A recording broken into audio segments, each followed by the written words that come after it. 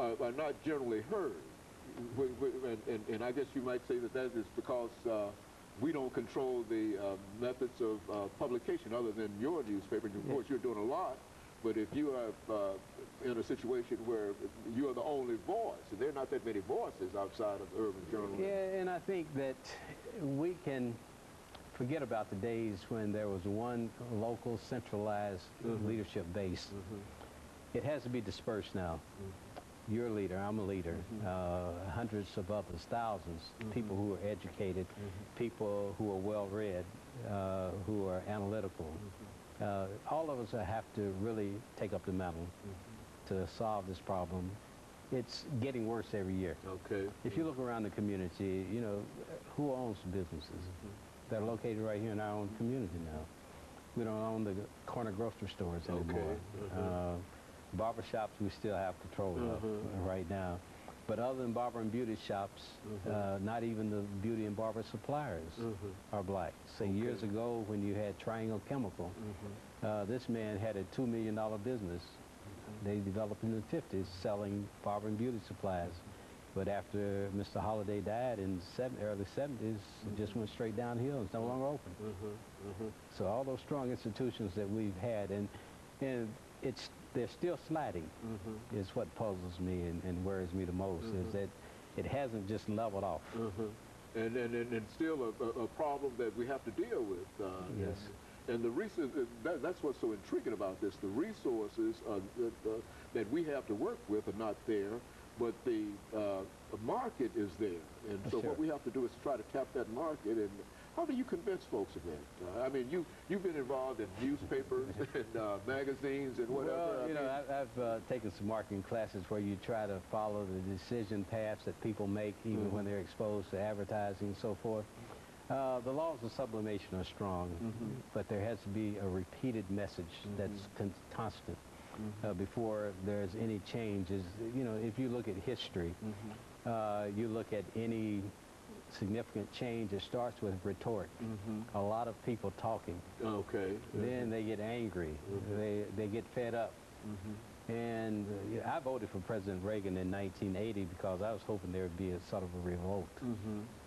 That, you know, as a negative kind of thing. But we have to reach that level where we just decide we're not going to take it anymore. And, you know, when you look at what happened in Texas, where the African-American was dragged behind a truck to his death, look at what happened in California, New York, the man shot 41 times, and there's no outrage. So I read in a magazine once that said, I can't remember who said it, but he said, we're too easy. We need to really become concerned, get mad, not to the point of a riot. But, you know, as one of my professors used to say a long time ago, don't get angry, get smart. There you go. See, and I think that's one of the issues. And so I think more of us need to wake up and, you know, realize that when Tennessee State loses 1,300 students, when they're already experienced flat enrollment, that we're all in trouble. When Meharry goes from 1,800 employees to under 800, we're all in trouble because those are places that paid more money to African Americans, doctors and so forth. So we're spending, still spending thousands of dollars a day. And based on our population, there are about 800 African Americans hospitalized somewhere every day.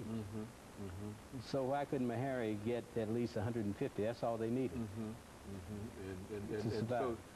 But now, the merger with Meharry in general really has not served Meharry well at all. Well, that's a misnomer. It really wasn't a merger. It was, Meharry's a landlord. They have no control whatsoever over General Hospital now. They get rent. And so for all practical purposes, the influence that it once had is no longer available. Not at all. And you can sort of spread that all across the institutions within the African American community. Is that what we're saying? And that's what you have to fight against. In other words, that's what you have to explain in a real sense. Well, I think what we fought for originally, we talked about political, economic, and social advances. We have the social advances, but without the political and economic, it doesn't mean a whole lot.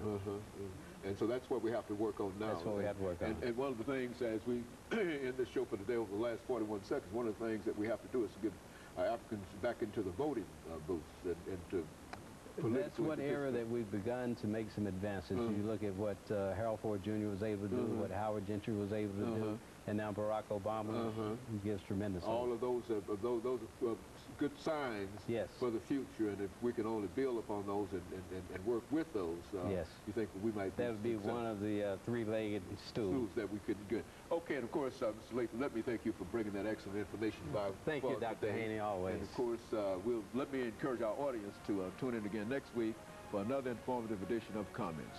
Thank you and good morning.